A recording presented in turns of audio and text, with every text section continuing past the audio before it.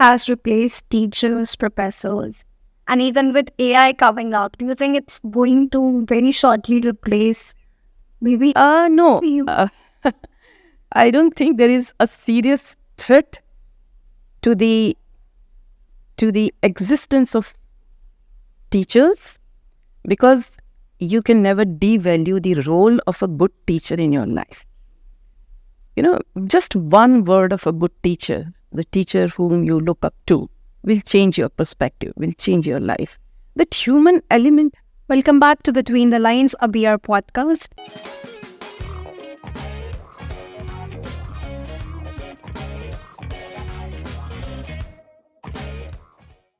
Skipping to the good part, the guest we have today is very special. Many hats, one woman. Let's welcome Dr. Shikha Shrivastava. Hi, ma'am. How are you? I'm good. Thank you so much for inviting me over here. Well, we are really glad you're here with us doing this session with us. A doctor, a scholar, poetess, a mother. I mean, all of this. In between all of this, who is Shikha Shrivastava? Actually, you are so engaged, so occupied, that you hardly care who you are, because you have to just keep going with a lot of responsibilities, with a lot of other stuff. But still, I think that, it's like every human being is made up of multiple layers. And you can't take any of those layers, if you have to know that person in totality. So if I take my example, I have multiple roles to play. I have my work, which is very important. My family is there, my interests, my aspirations, my hobbies. So what is important here is, how do you create a balance out of that? And I'm glad that I'm able to do that well, at least to my satisfaction. But I don't want to take all the credit. My family is there. My husband is very supportive. My children are very affectionate. And they do care about my time and space. I've never had any kind of problems, from them. Rather, support all the time. And besides that, my emotional intensity, which is dispersed in my writings, that's very true to my life. And it helps me to connect with people effortlessly. So I'm glad that I'm able to live in all my elements. So if you don't mind, I would just like to render a few lines, from one of my poems, which has been published by your publication, Usi mein qaid usi se reha. So the lines are like, कभी आग, कभी तूफान, कभी पानी है. कभी आग, कभी तूफान, कभी पानी है. जाने क्या क्या मेरी कहानी है.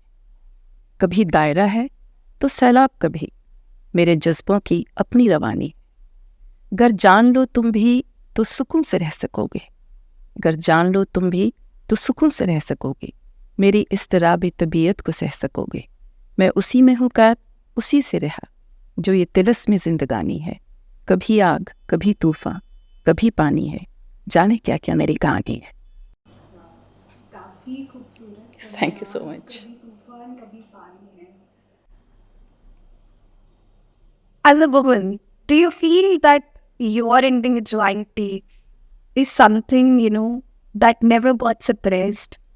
I mean, we see a lot of women being suppressed, even though they're well educated. Everything is good. They're probably from the well-off backgrounds, but still, they personally feel, their individuality getting suppressed in between all of this.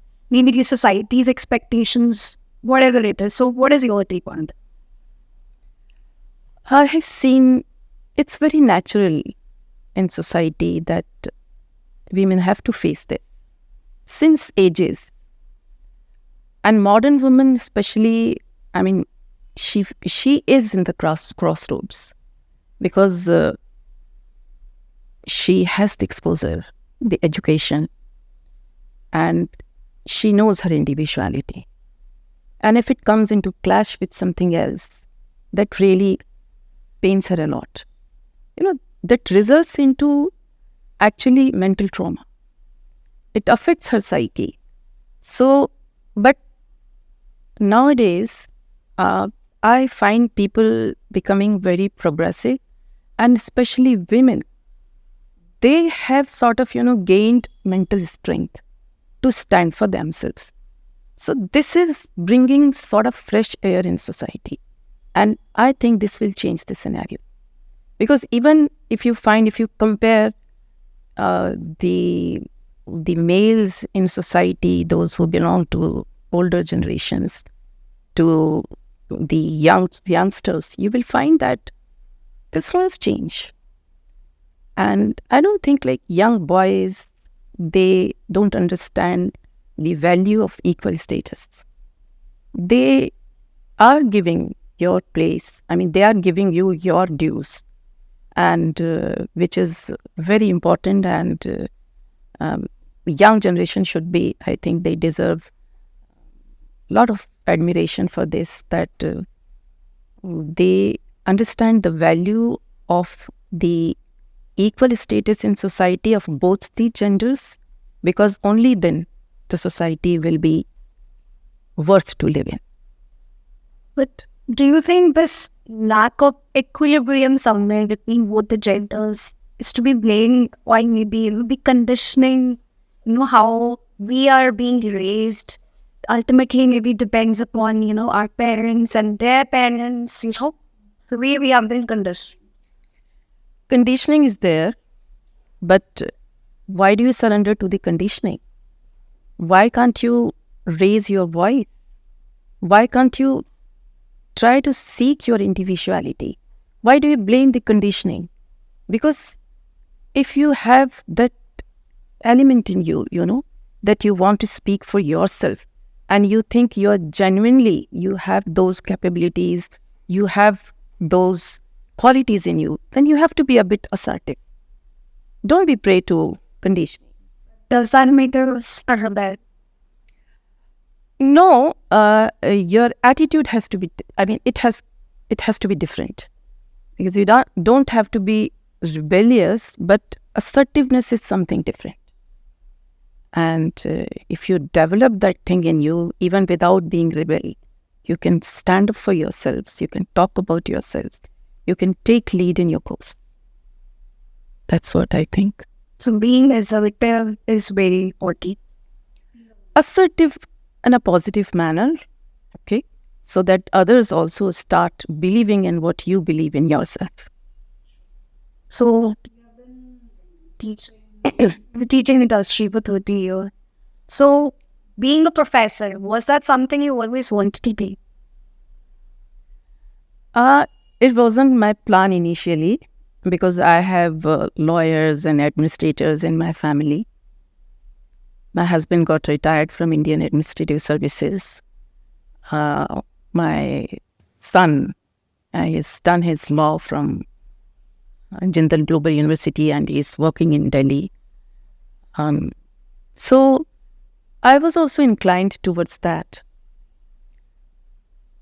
But it so happened that I got into teaching because there were vacancies at that time, and as I saw my friends applying and getting into jobs, so I was also I got swayed away by that.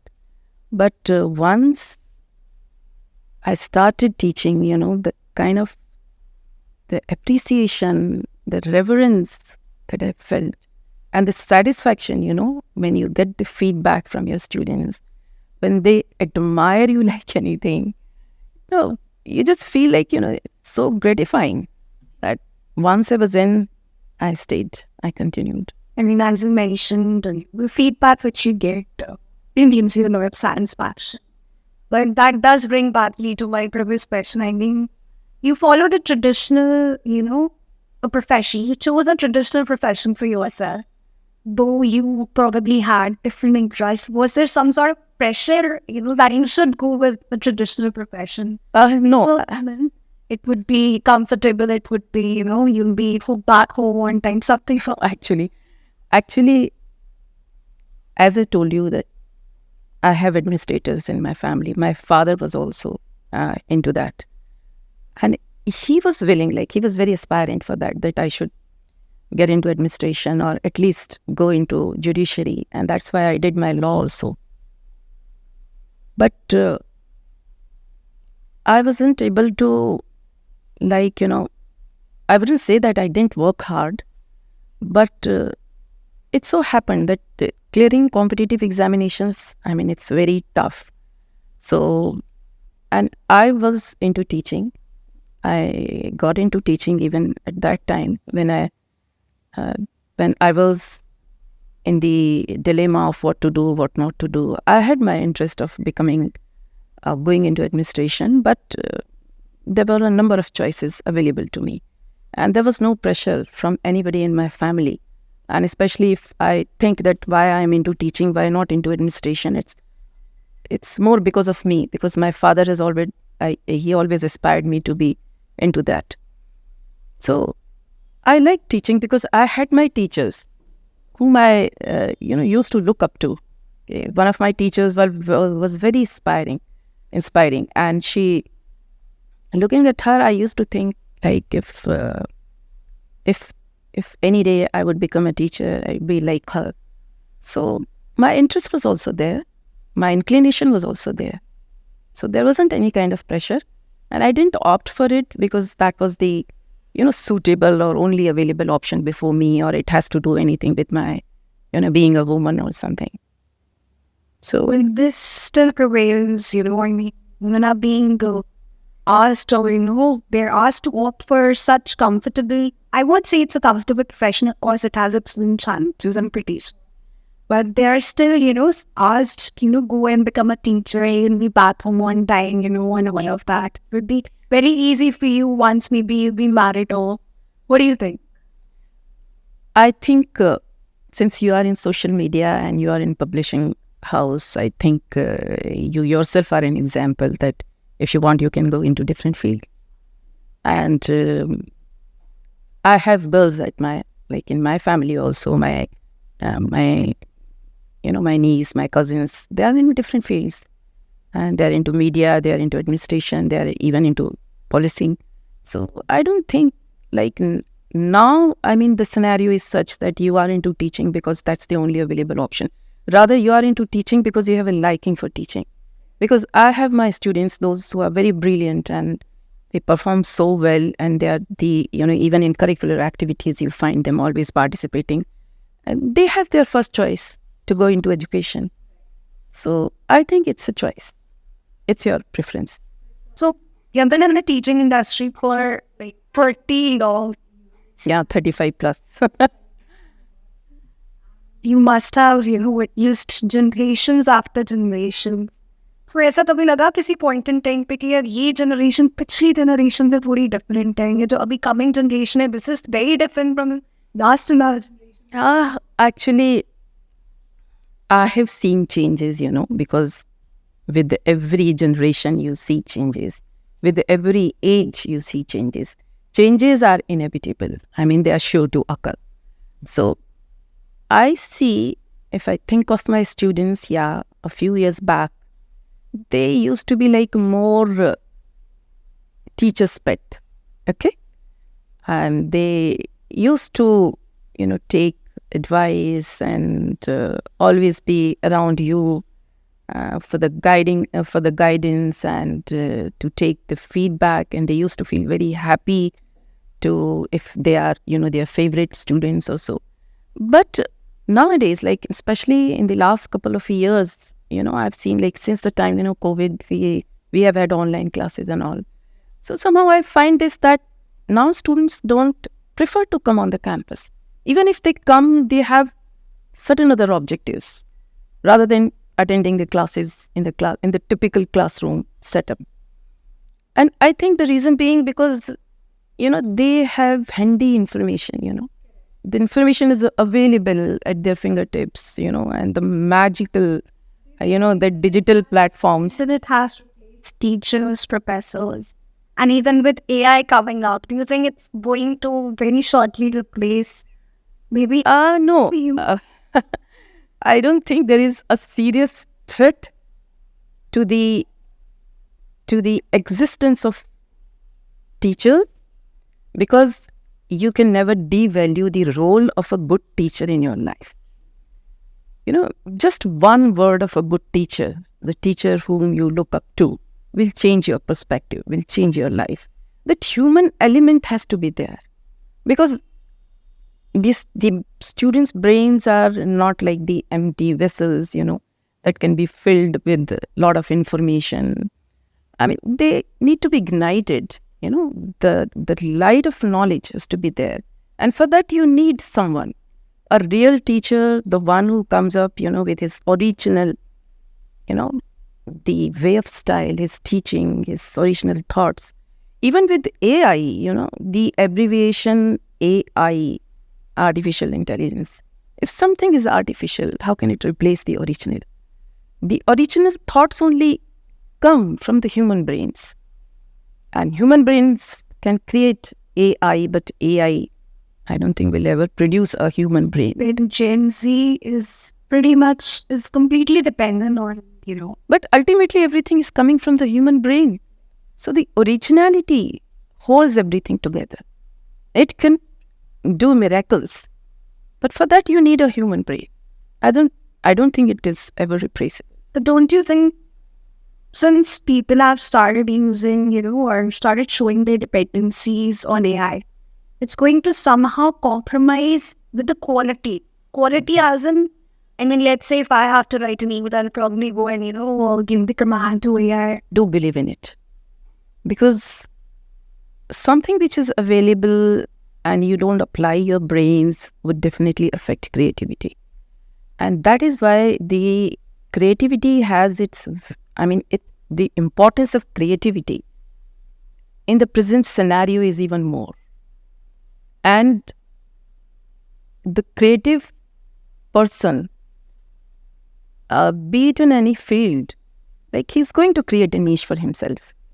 And he will be considered, as somebody who is very important for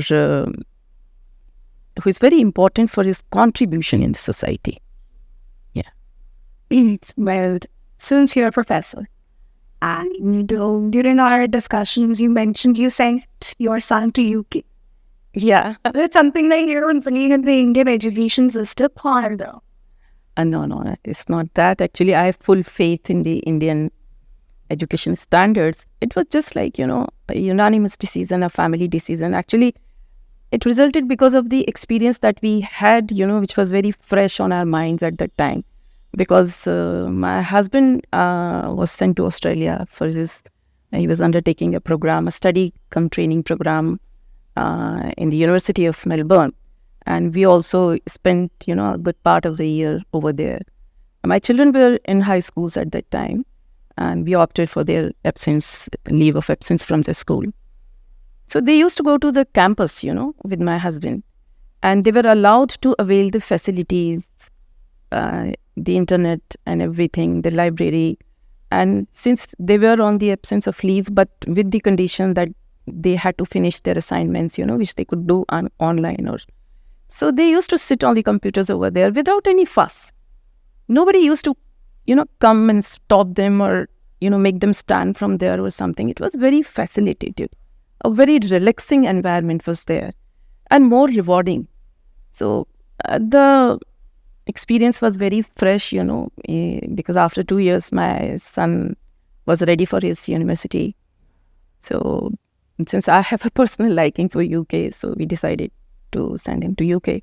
But later on, my younger son, he preferred to stay in India. He never, mentioned. Actually, this was the inclination of my, the elder son, who is here with me right now. So that he wanted to do his graduation from there. But the younger son didn't ever express any such desire. And we found Jindal Global quite, suitable for that. It has all those global standards, in terms of quality of education and also the facilities. So he did his graduation from here only, and he's working also here. Of course, he has also his plans, for his master's. He's going to UK. But then again, it's a very personal choice. Means there's nothing that we have any less faith in Indian education system. Gen Z is pretty much driving, or maybe let's say, they prefer going outside. It has become a trend ki bahar jana hai, mute inni ke liye ja rahe. So what do you think? Actually, pressure is more here.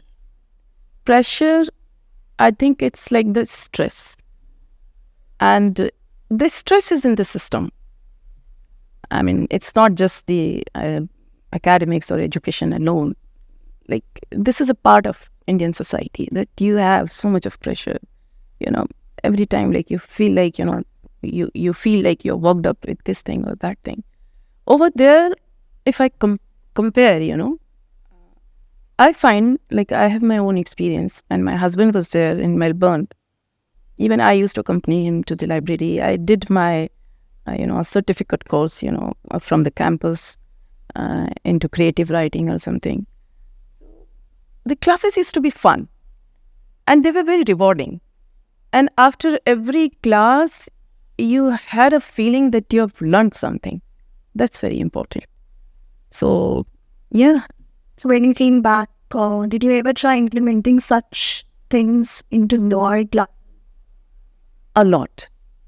Because if you make your conventional classroom structure an interactive one, you will get results.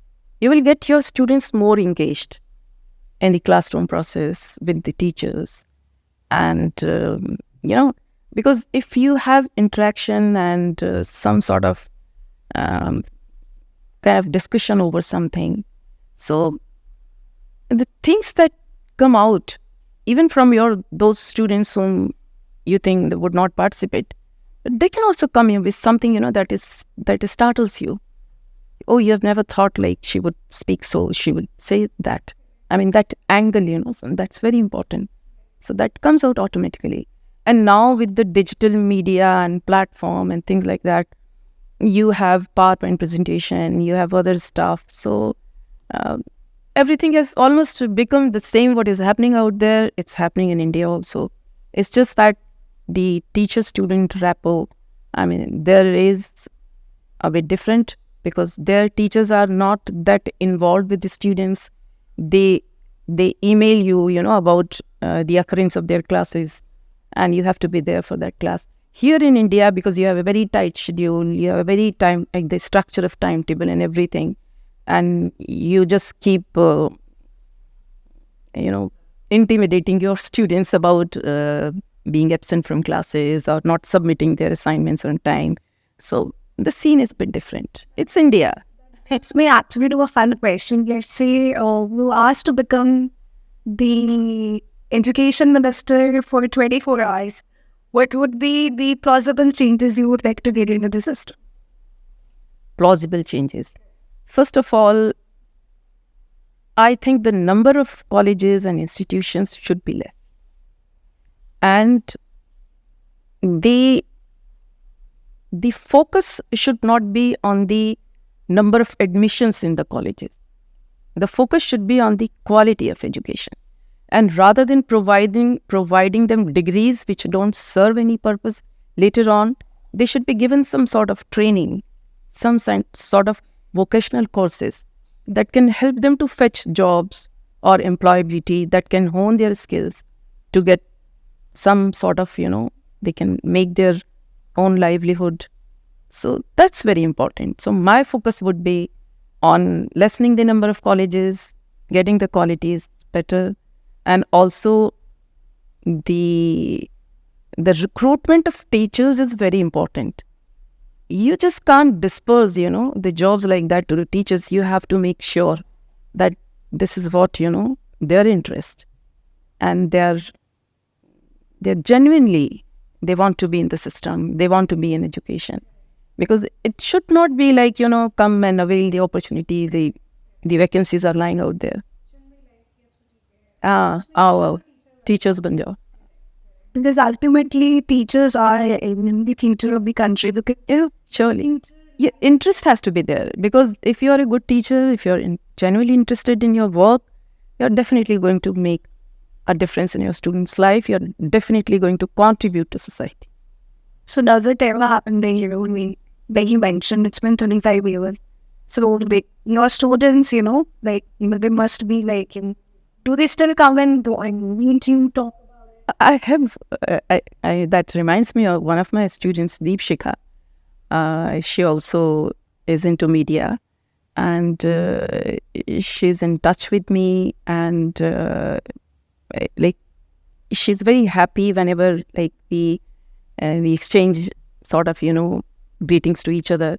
A lot of students are there, those who are still in touch with me through Facebook, through other platforms. So it's there, and it's very gratifying. Then that clearly very well justifies that. Because there's quote in Sanskrit, I believe, Guru Vishnu. Well, I just got to know that your son has been composing music out of your poems. And you started writing poetry first, something like that. The writing, I think it came to me very naturally. As I mentioned, that I have an emotional intensity. So if you happen to read my poems, I don't want to talk much about because I am not an accomplished writer or so. But my poems are an amalgam of, all human emotions, all shades of human emotions, of everyday experience. So it so happened every time whenever I had an urge to write, long back, I used to write, and I used to write in those pages which were lying here and there. So just to know and just to, identify them, that's just being written by me. I used to put my signature, sort of, so that later on, if I come across, I can actually, know that it's written by me, it's penned on by me. So I used to do it a lot, and never cared whether they were all in collected form or in one book or sort of. But then I had a couple of friends, those who were into writing, and they rather became famous because of their books being published, and they used to take that very seriously, their writing element. So they advised me that why don't you write, and why don't you keep one diary at least, and why don't you get your poems published. So when I had 50, 60 to my a 50, 60 number of my poems, and I was just discussing this, one of my friends, who is a very famous fiction writer, Dr. Shikha Shrivastava. She's now a retired professor. And I have shown my gratitude for her because Si Mein Qaid Si Se Reha, the title of my book that she suggested me out of one of my poems. So she advised me that you should get your books published. And then because my son, he's into music, and he's done his graduation and his master's in different subject, but because of his passion and because of his potential in music, he decided to continue and look for his career prospects in music. So I was just wondering, I just once told him that I like this so much, that Gulzar's poems and everything, they're being composed, and it's so nice to hear them. So I also wish that somebody can make compositions on my poems. So he said just like that, very casually, okay, you show me one of your poems, I'll just make composition. So I just showed him one of my poems, and he took that poem away he took that page, and just came after 5-10 minutes. He didn't take much time. And he said, would you like to listen how I've composed? And he sings also very well. He's a very good singer. So when he sang that composition to me, I was thrilled, I felt as if he's put in life into my lines, and they are breathing and dreaming. So I was really, really happy. And then later on, it became sort of practice. If ever like I used to write anything which has the rhyming scheme that is suitable for converting into a song. Actually, I developed that thing also later on, because I used to write initially poems which were जिसको अतुकांत कहते हैं. I mean, in which the rhyming scheme, I mean, doesn't have to be like in a very proper structure.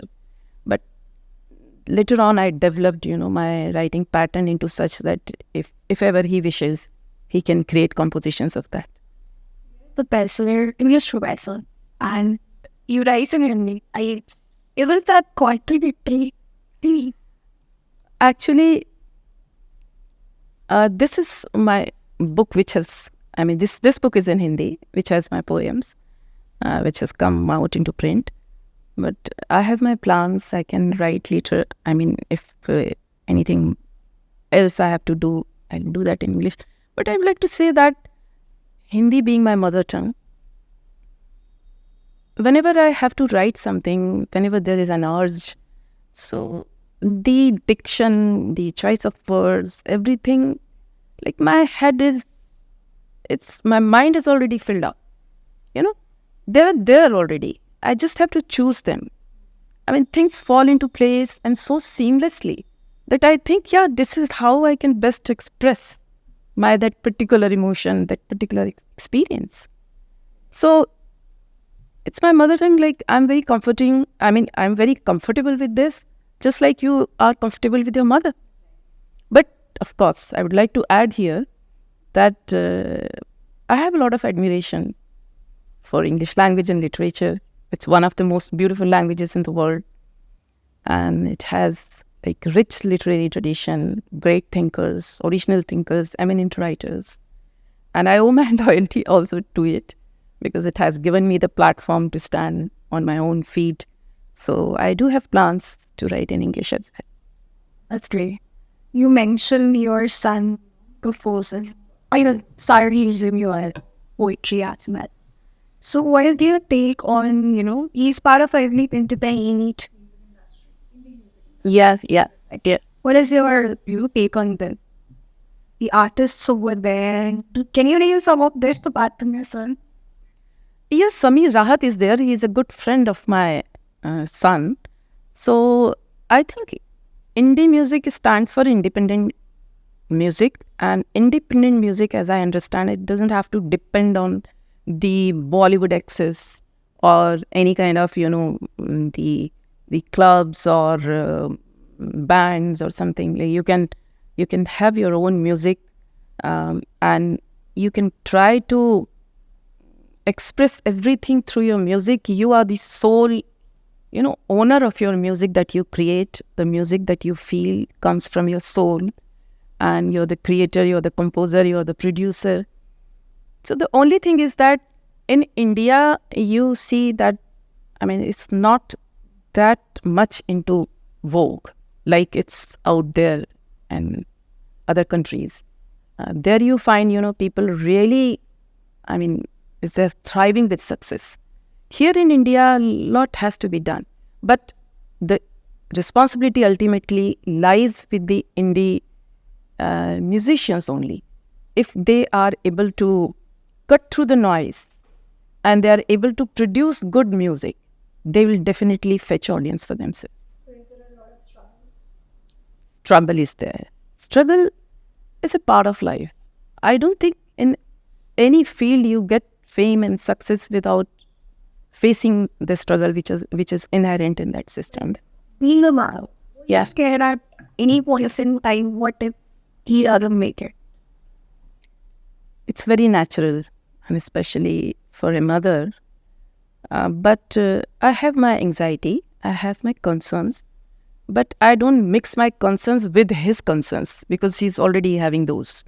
And I believe that if he is working hard, trying to hone his skills every day and bringing out something, which is new, novel and very catching, then it may take some time, but he's surely going to create a niche for himself. Pretty sure you're an artist yourself. Writing is an art. from one artist to another, you definitely understand well. And since we have your son with us today, we would really like him to come up and, talk a bit with us about this entire independent music industry. Yeah, that would be so nice. It would be a pleasure hearing some of his compositions, maybe. So let's welcome Shikha Shrivastava. Welcome to Between the Lines, Shikha.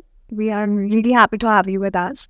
So we'll come to your guitar session a bit after a while, but I have some questions for you. Since you're an artist, an indie music artist, and how did it all start in the first place? Like, why independent music? And that too in a country like India where, this isn't very receptive, I believe. Yeah, it's not. I would like to kind of clarify something like I refrain from categorizing myself as an indie musician. I've been fortunate enough to work in Bollywood projects as well. In fact, I started my journey in a Bollywood project as a music programmer. I feel the lines are quite blurred nowadays between indie music and film music. It all depends on how a song does. If an independent artist puts out a song and it does well, it's highly likely that it might end up being singed in a film. In the same way, if a film song does well, at the end of the day, the song, regardless of the nature of its context, if it's a film or an independent song, is the meritocracy of the song that defines its success. So, however, I do agree with the fact that there is an ongoing rise in independent music, specifically because of the way the nature of consumption of music has changed. Nowadays, artists no longer have to depend on a film for them to get the music out. The industry has become very decentralized, and it's very easy to put a song out for an artist. And if the song does well, it's entirely based on its own meritocracy. But do you think it's getting its due credit? I mean, we talk about Imagine Dragons, Arcade Fire, but how many of us, recognize Anuv, Jain, maybe because of one of the recent hits, I believe. But people in general do not know much about Anuv or let's say Prateek, Kuhad. What is your take on this? Yeah, I mean, Imagine Dragons, the level of success independent musicians have seen abroad. I don't think Indian independent musicians have seen that level of success. Probably because abroad, there is no such thing as independent music. There is music and then there are films. In India, films and music always were kind of put in one pool, and now they are slowly starting to segregate. So even for people, it's a new consumption experience when they are just listening to a song just for the song itself, as opposed to not fitting that in the context of an entire story. So I think we're definitely getting there. Prateek Kuhad is seeing a lot of success abroad as well as in India, probably because of the nature of consumption, how people consume music abroad. So we're definitely getting there. I think it's just a change that people are getting used to. Do you agree somewhere, even like till date, for us, art is not at that, level? I mean, for us, art is like we start compartmentalizing art. Like we've categorized independent music, Bollywood music, the way you mentioned, and abroad it's just music or it's just art. Yeah. So do you feel, I mean, we are still lagging like a lot when it comes to treating it like art is not something, which should be treated like a hobby. I mean, even parents till date say, if you're interested in playing an instrument or something, you should consider it as a hobby and not a full-time professional profession. No, I get that. I mean, I totally understand that. I think it all comes down to how disciplined you are. I think the distinction between a hobby and taking it professionally, it's defined by the discipline you put into it. For any art form to succeed, the discipline it requires is something else. It requires a lot of time and efforts, and it requires like legit dedication. And a lot of people, they start out with a lot of excitement, but it's very hard to persist. Maybe because of that struggle, there is a lot of struggle, especially in our country, when it comes to pursuing art. There's a lot of struggle involved. Parents do not support, society do not support. Yeah. I mean, there's a lot of resistance when it comes to pursuing art. That resistance is probably because of the uncertainty of the nature of field. Indians are not very risk-averse people. However, I have had experience abroad as well, and art is not something that's like freely just handed out there as well. Even their parents are usually, a bit skeptical if their children wants to pursue art. I think it's just the nature, it's just the uncertainty of it.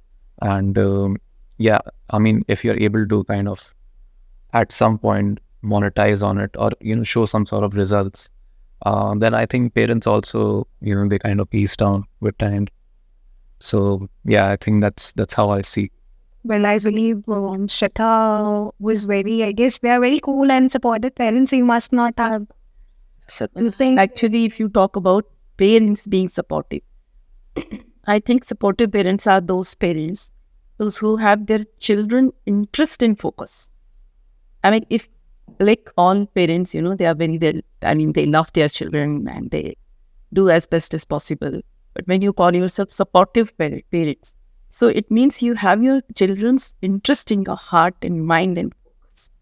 So yeah, for that matter, like we are supportive, but we do have our concerns, and a lot of competition is there. But then we still think about it, like which field doesn't have competition?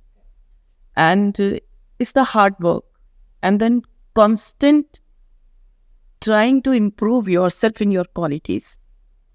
So sooner or later, and this is very different. I mean, this industry is different. This field is different. I mean, it doesn't have like the openings, proper openings. It doesn't have a set procedure to enter. So parents have to be more patient, okay? And they have to consider this, that they can't kind of, keep nagging their children with WH questions, like what, when, how. It will take its own process. You just have to be there.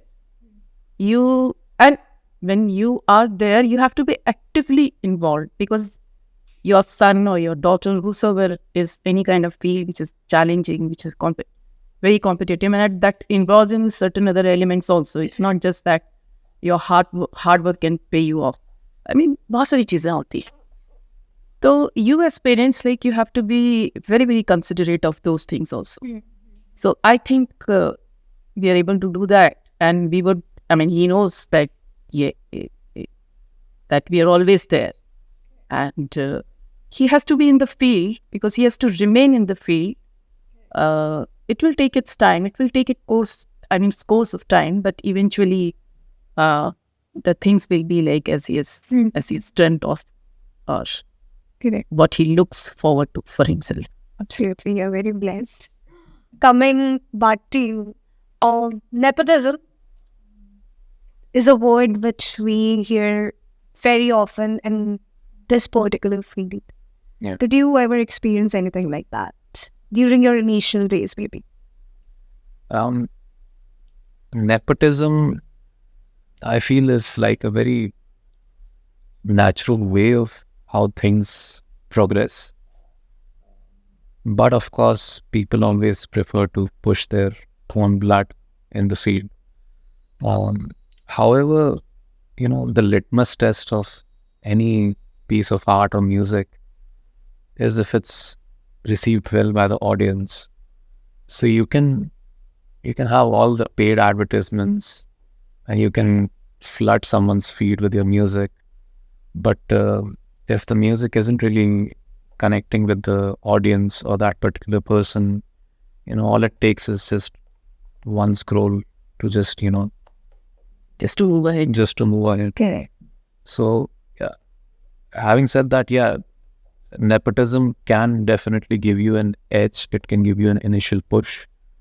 And if you are blessed to be a good musician, and if you have that initial push, yeah, you can play that card very well.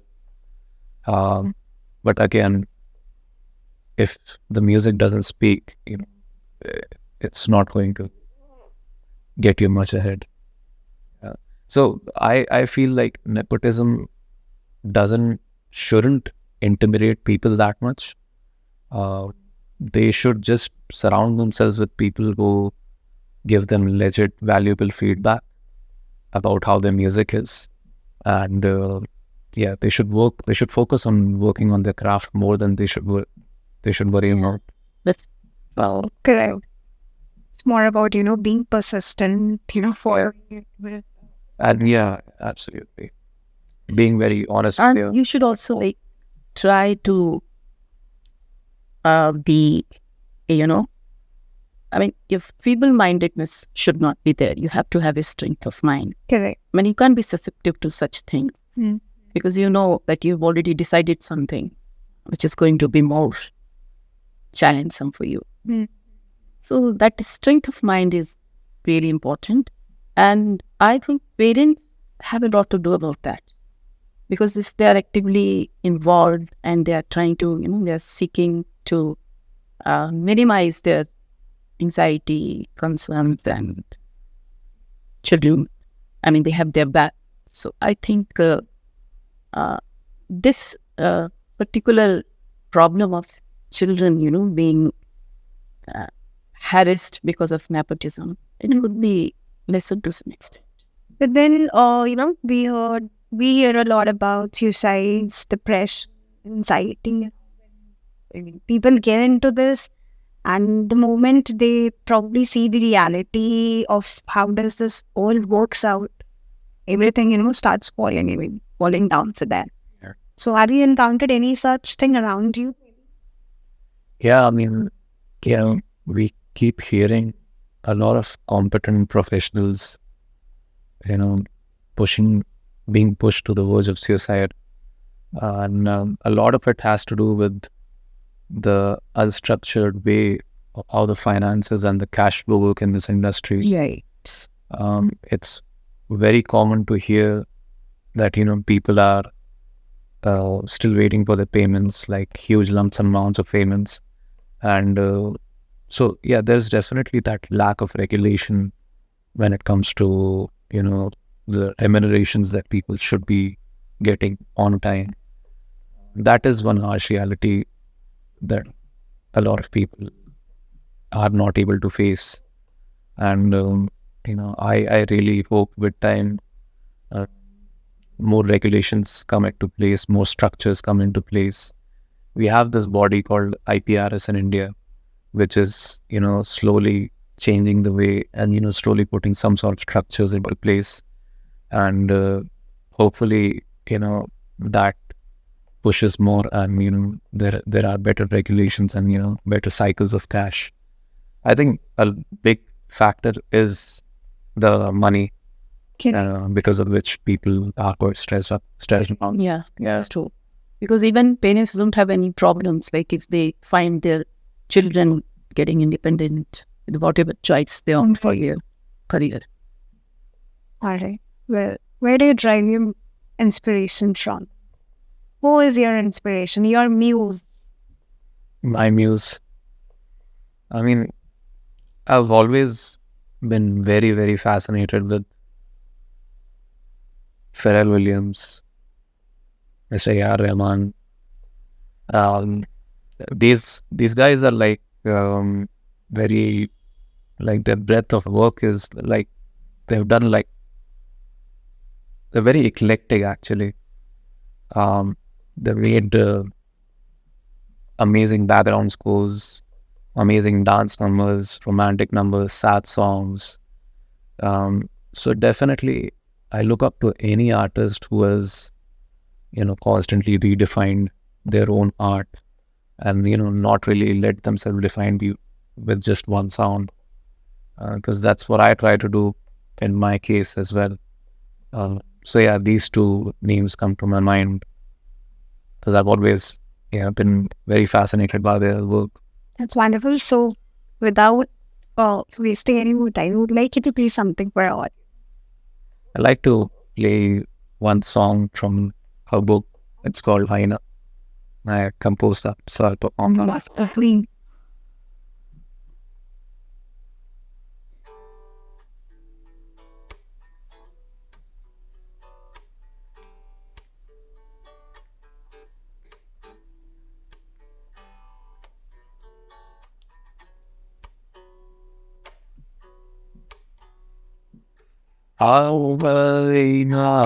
है मुझ में चाको तो कभी अपनी बेताबी मुझसे बांटो तो कभी आना हो मैं आना हो मैं आना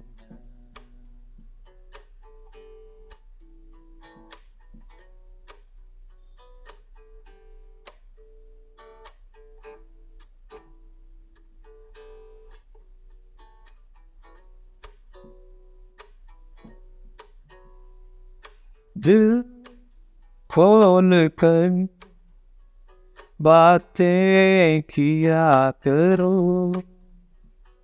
मुकम्मल सी जो लगे मुलाकातें किया करो बनकर ख्वाब मेरा आँखों में समाओ कभी अपनी बेताबियाँ मुझसे बांटो तो कभी आओ ना हो मैं आओ ना हो मैं आओ ना हो मैं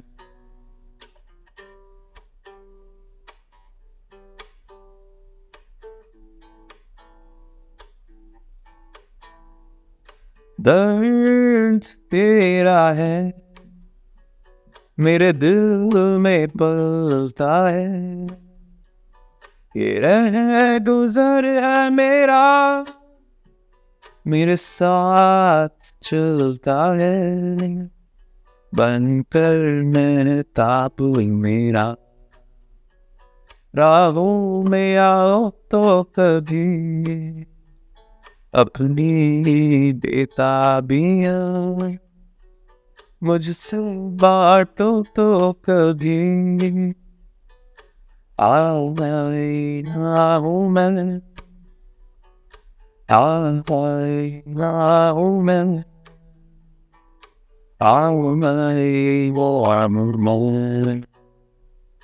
आओ मैं वो मैं आओ ना हो मैं Wow. This is very beautiful. I mean, अभी आप I guess अगर एक और अंतरा बोलते हैं क्या बोलते हैं I'm not sure. I would have actually कहते हैं ना जो एक अच्छा म्यूजिक होता है it has the power you kind of feel it within and you probably tear it down. I mean I'm not sure.